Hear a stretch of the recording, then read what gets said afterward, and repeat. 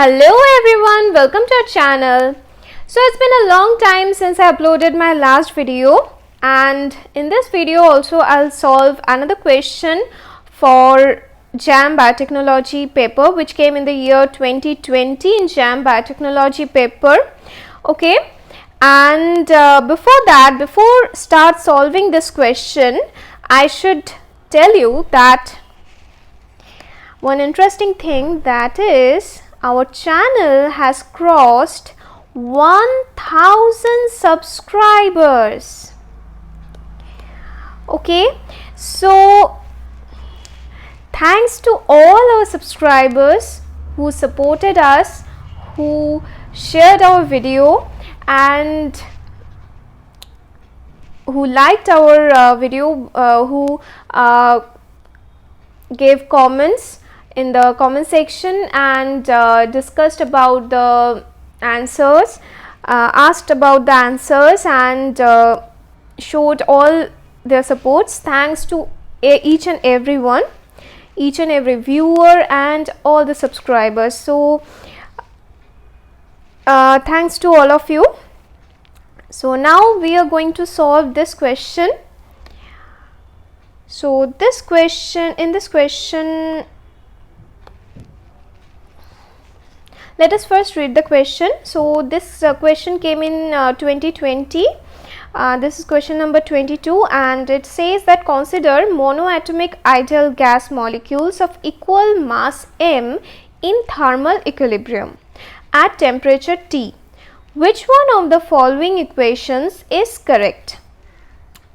And given that the angular brackets denote average, Kb is Boltzmann constant, V is velocity, Vx is x component of velocity. Now let's see the options. Option A is 3 by 2 average of 3 by 2 mv square equal half kbt. Option B is average of half mv square equal 3 by 2 kbt. Option C, half mv square equal 3 by 2 kbt. Option D, average of half mvx square equal 3 by 2 kbt. Okay, so first of all I should tell you that for an ideal gas, okay, for ideal gas, suppose we have a container where ideal gas is kept.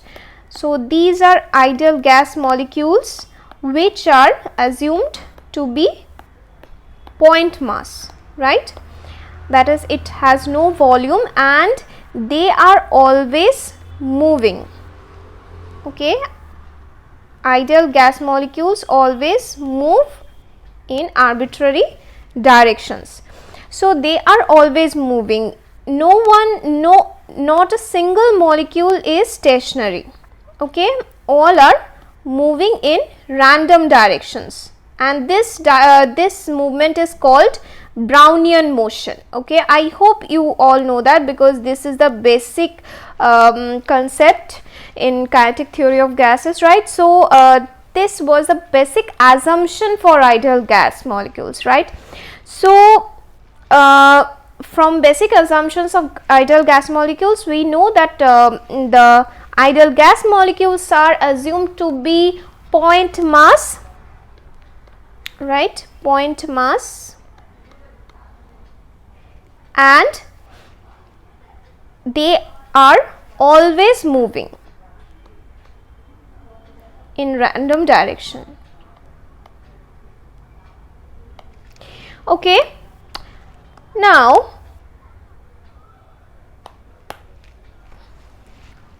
let me tell you one more thing, that is, if the particles, the ideal gas molecules, the monoatomic, in the question, monoatomic ideal gas molecules are always moving, that means no one is stationary, no one is in a static condition. That means their potential energy for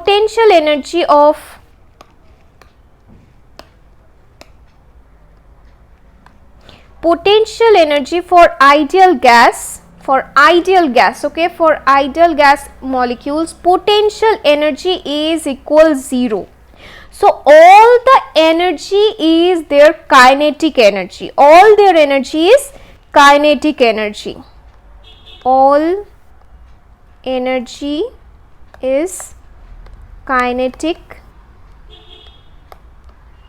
energy. Okay, now if all the energy is kinetic energy, then their total energy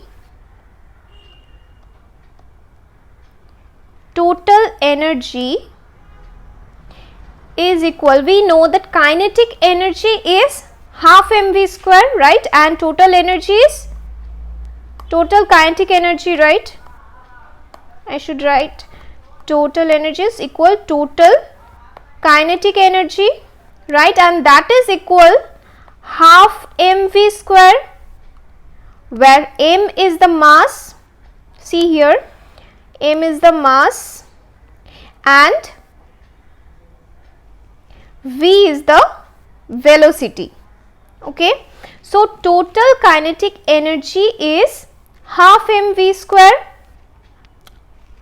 So for molecules of equal mass m, so m is not the mass of the gas, but this is the mass of each molecule of the ideal gas.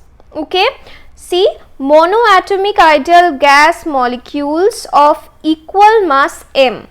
So the total energy of the gas, total energy of gas is total kinetic energy of the molecules, right. So if there are n number of molecules, so it is half mv square multiplied by n. Okay, if there are n number of molecules, then n times half mv square is the total energy of the gas, right. So the average energy would be average energy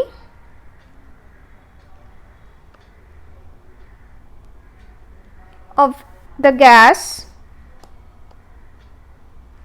would be equal to half mv square divided by n, right, half mv square n divided by m, that is equal half mv square, right.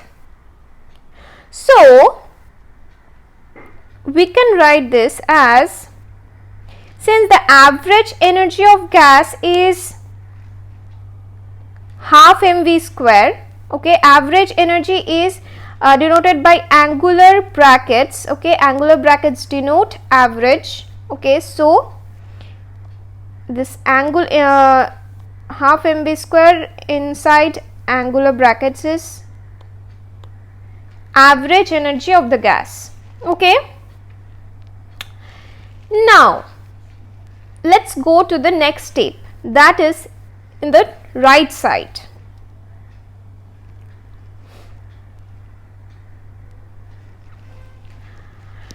For ideal gas,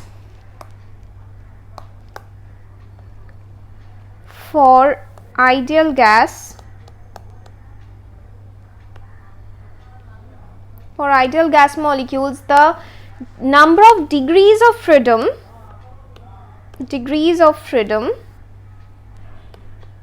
we can write it as DOF, of course, okay, degrees of freedom. So D of F is equal 3 for ideal gas molecules, because for ideal gas molecules each molecule is considered as point mass.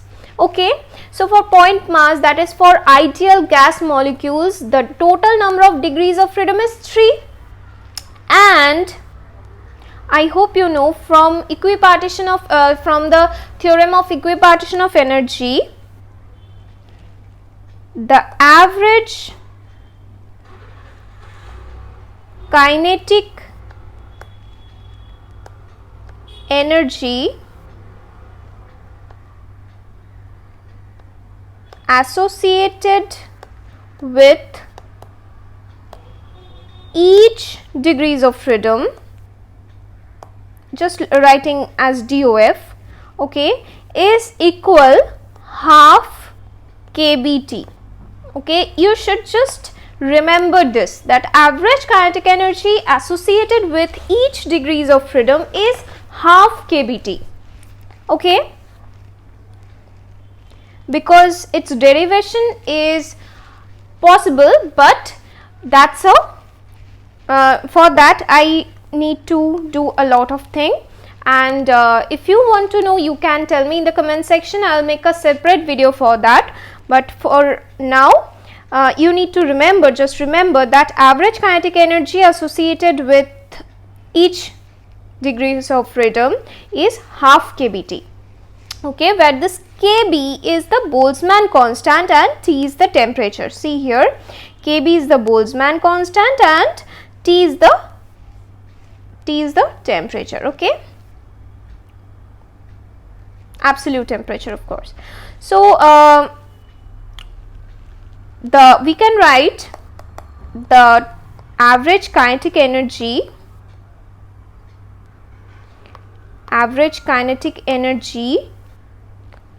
of an ideal gas for all the degrees of freedom is just multiplication of these two, right? If for 1 degree of freedom the average kinetic energy is half kBt, then for 3 degrees of freedom it is 3 into half kBt, right? That is, we can write 3 by 2 kBt. Again, in the previous slide we found that the average energy of an ideal gas, it is ideal gas, okay, ideal gas is half mv square, right, in square brackets. So we can just equate these two,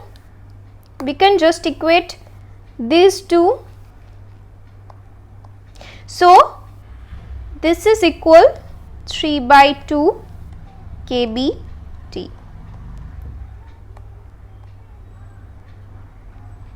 That is our option B. Now option B, we have found that option B is the correct answer, but we should again recheck that if any other option is correct, because this type of questions can also come in MSQ part, right? So we should check all the other options also. So option, let's first clarify the option D.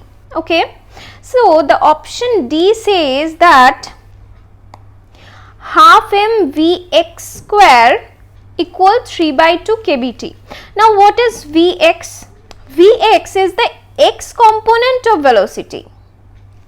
Okay, that means if a particle is moving in this way in a 3D movement, okay, if this is the x axis, then along this direction the component of velocity is Vx. Okay, the component of V along x direction is Vx. Now these 3 degrees of freedom comes from the 3 dimensions, that is x, y, z directions. Okay, I hope you have the basic concept about degrees of freedom. So it is not 3 average of half mvx square is not equal 3 by 2 kBt. It can be equal half kBt, because see here I have written that average kinetic energy associated with each degree of freedom is half kBt. That is, along one dimension or one direction it is half kBt.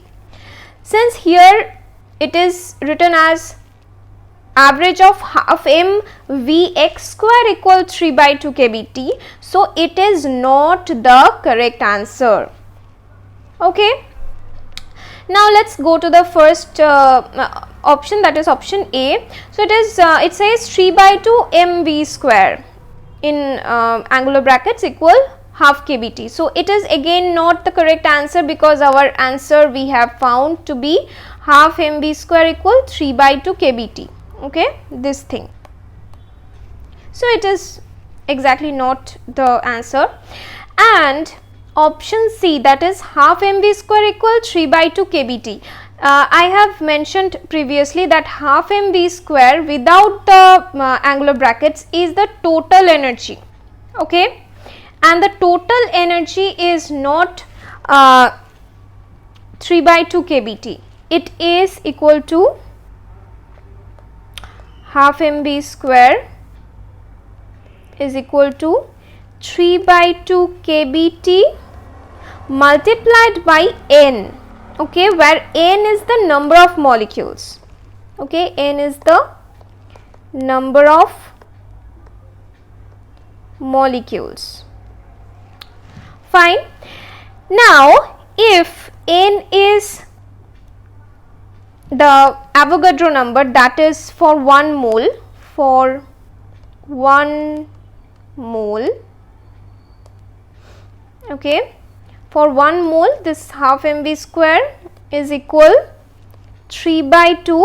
It would be Na in place of n, right, because for 1 mole the number of molecules would be equal to Avogadro number, right. So 3 by 2 kbt multiplied by Na, where Na is the Avogadro number. Okay, so Na times kb, this Na times kb is